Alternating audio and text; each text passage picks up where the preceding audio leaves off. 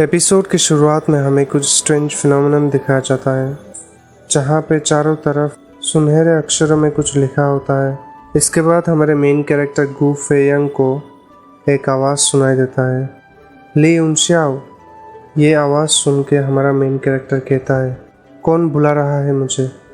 मैं गू फेयंग तो मर चुका था। रुको, ये सब क्या है? ये किसकी यादें हैं?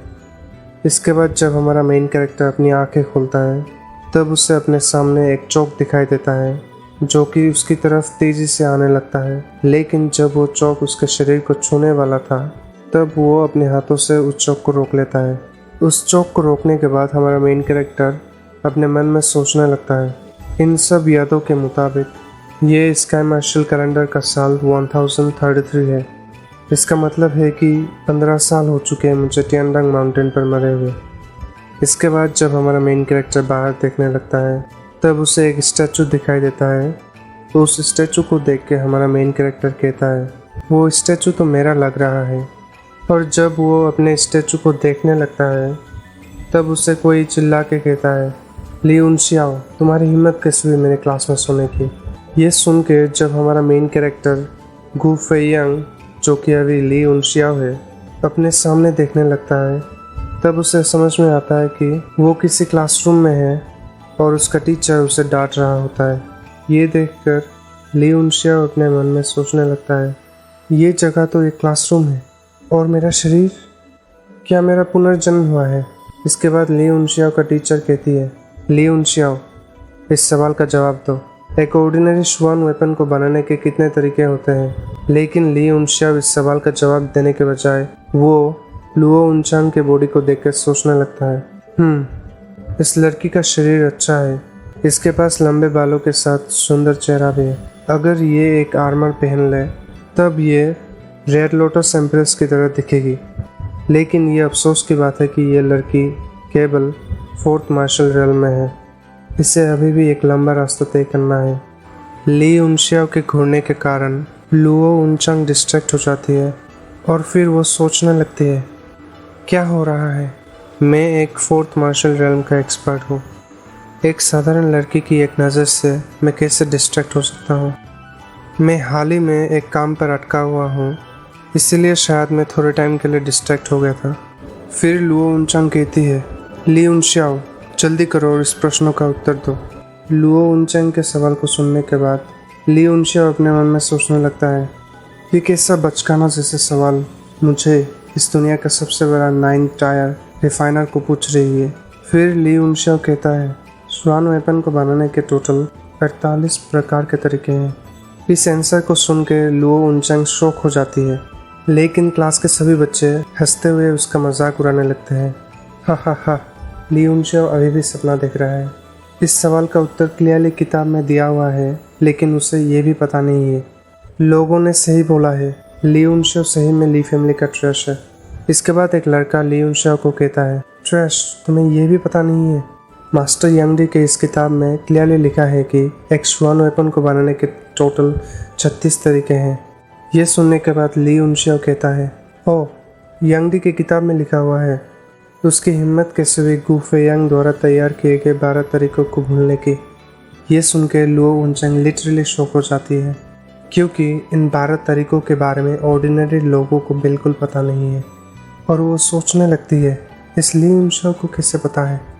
लेकिन ली उनश्याओ के इस जवाब को सुन के बाकी स्टूडेंट्स हंसने लगते हैं। हा, ये लड़का दंडित होने से इतना डरता है कि अभी ये बकवास कर रहा है। मास्टर यांगडी, जो खुद एक स्टूडेंट रहे हैं मार्शल एम्परर गू फेयंग के, वो कैसे ऐसी गलती कर सकते हैं? इस लड़के की हिम्मत कैसे हुई मास्टर यांगडी को ऐसे बोलने की? इसके बाद लुओ उनचांग सबको शांत करती है और फिर वो सबको समझाने लगती है, मार्शल एम्परर गू फेयंग टियानो कॉन्टिनेंट के न केवल तीसरे रैंक के वॉरियर थे, वो एक 9 टायर एल्केमिस्ट भी थे और उन्होंने ही 12 अन्य तरीके डिज़ाइन किया। ये सुन के सभी स्टूडेंट्स कहने लगते हैं, क्या? तो फिर जो किताब में लिखा है? फिर लुओ उनचांग कहती है, ये 12 तरीके ऑर्डिनरी पीपल के लिए समझना बिल्कुल इम्पॉसिबल है, इसलिए मास्टर यांगडी ने इन्हें शामिल नहीं किया है। सभी स्टूडेंट्स ये सुन के ली उनश्याओ की तरफ देखने लगते हैं। फिर लुओ उनचांग सोचने लगती है, ऐसा कहा जाता है कि ली उनशियाओ को मार्शल आर्ट्स बिल्कुल नहीं आता है क्योंकि उसके मेरिडियंस अभी तक ओपन नहीं हुआ है, इसीलिए मार्शल आर्ट्स सीखना उसके लिए मुश्किल है। लेकिन अगर उसे एक एल्केमिस्ट बनाया जाए तब उसे मार्शल वॉरियर से भी अधिक वैल्यू दिया जाएगा। इसके बाद लुओ उनचंग कहती है, ली उनशियाओ, तुम ये मत सोचना कि एक प्रश्नों का उत्तर देने से तुम बुद्धिमान हो गए हो। मुझे बताओ, रिफाइनिंग के दौरान हमें क्यों स्काई क्रिस्टल सन ऐड करना चाहिए? यदि तुम इस प्रश्नों का उत्तर दे पाए तब तुम्हें मेरे क्लास में अटेंड करने की कोई आवश्यकता नहीं होगी। इस प्रश्नों को सुनकर सभी स्टूडेंट्स घबरा जाते हैं क्योंकि किसी को भी इसका आंसर पता नहीं होता है। इसके बाद ली उनशियाओ कहता है, क्रिस्टल सन की कोई आवश्यकता नहीं है, लेकिन इस मटेरियल को रिफाइनिंग के दौरान इसलिए यूज़ किया जाता है क्योंकि ऑर्डिनरी अल्केमिस्ट इसके बिना बाकी मटेरियल्स को प्रिसाइसली फ्यूज़ नहीं कर पाते हैं। ये आंसर सुनकर लुओ उनचंग कहती है, सही कहा, तो फिर कुछ रिफाइनिंग प्रोसेसेस में स्काई क्रिस्टल सन ऐड करने पर भी क्यों फेल हो जाते हैं? इसका आंसर देते हुए ली उनशियाओ कहता है, स्काई क्रिस्टल सन एक वाटर एलिमेंट है, निश्चित रूप से हम इसको फायर एलिमेंट के साथ रिफाइन नहीं कर सकते हैं।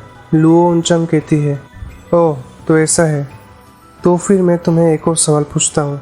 जब रेड कॉपर को गोल्ड के साथ मिलाया जाता है तब हम स्काई क्रिस्टल सन के प्रभाव से कैसे छुटकारा पाए? इसका जवाब देते हुए ली उनशियाओ कहता है, बस स्काई क्रिस्टल सन को एक अशुद्धता के रूप में माने, फिर इससे छुटकारा पाने के लिए जो आपने रिफाइन किया है उसका उपयोग करें। फिर ये सुन के लुओ उनचंग कहती है, ओह तो ये बात है, कोई आश्चर्य नहीं कि मैं फेल होता रहा। इसके बाद लुओ उनचंग सोचने लगती है, उसने इतना सिंपल चीज़ को आसानी से सॉल्व कर लिया, लेकिन उसका आंखें देखकर मुझे ऐसा क्यों लग रहा है कि वो ऐसे सवालों के उत्तर देना नहीं चाहता है। फिर लुओ उनचंग कहती है, ली उनशियाओ, मैं तुम्हें क्लास के बाद देखना चाहती हूँ, अभी के लिए खुद से पढ़ाई करो। ये बोल के लुओ उनचंग चली जाती है। लुओ उनचंग को भागते हुए देख के एक लड़का कहता है, क्या टीचर लुओ अभी सलाह मांग रही थी? इसके बाद ली उनशियाओ कहता है, ऐसा लगता है कि मुझे अब से उसकी क्लास में उपस्थित नहीं होना पड़ेगा। ये कहते हुए ली उनशियाओ भी क्लास से बाहर चला जाता है। ली उनशियाओ को देख के उसका दोस्त कहता है, आज ब्रदर उनको क्या हुआ है, वो अचानक इतना होशियार कैसे बन गया है? ये सुन के एक लड़का कहता है, ओए क्या बोला तुमने, क्या ली उनशियाओ अल्केमी में जीनियस हो गया है? इसके बाद एक दूसरा लड़का कहता है, अल्केमिस्ट बनने के लिए जो टैलेंट चाहिए वो एक मार्शल आर्टिस्ट से भी अधिक होता है। क्या वो ट्रैश जो अपने सिंगल मेरिडियन को खोल नहीं सकता है, क्या वो एक अल्केमिस्ट बन सकता है? ये सुन के बाकी स्टूडेंट्स कहते हैं, बॉस आपने सही कहा, वो ट्रैश अपनी पूरी ज़िंदगी में एक अल्केमिस्ट नहीं बन पाएगा। इनके बातों को सुन के ली उनशियाओ के दोस्त गुस्सा हो जाते हैं और फिर वहाँ से चले जाते हैं। इसके बाद हम ली उनशियाओ को टियानशु कंट्री के कैपिटल सिटी में देखते हैं, जहाँ पे वो अपनी मूर्ति को देखकर सोचने लगता है, क्या कोइंसिडेंस है, यंग डी जो मेरा डिसेबल है वो अभी इस कंट्री का बेस्ट अल्केमिस्ट है, और ये मूर्ति यंग डी ने शायद मेरे मरने के बाद बनाया था। अब 15 साल बाद मेरा ली उनशियाओ के रूप में पुनर्जन्म हुआ है। अब जब मैं अपनी खुद की मूर्ति देखता हूँ तो ये थोड़ा इमोशनल है। अपनी मूर्ति को कुछ टाइम तक देखने के बाद ली उनशियाओ अल्केमिस्ट टावर की तरफ जाने लगता है और जाते हुए वो सोचता है, यह अफसोस की बात है कि ये शरीर अभी बहुत कमज़ोर है। जिसका भी ये शरीर था पहले, उसने अपना एक भी मेरिडियंस नहीं खोला है। एनीवे, मेरे पास्ट लाइफ में मैं एक ग्रैंड मास्टर था जो इस मार्शल वर्ल्ड में तीसरे स्थान पे था। मुझे बस एक रास्ता खोजने की ज़रूरत है, लेकिन इससे पहले मुझे यंग डी को खोजना होगा। अगर सब कुछ ठीक रहा तो मुझे अपनी पूरी ताकत हासिल करने के लिए कुछ ही साल लगेंगे। फिर मेरे पास्ट लाइफ के एक्सपीरियंस से मैं इस दुनिया का सबसे ताकतवर इंसान बनूंगा।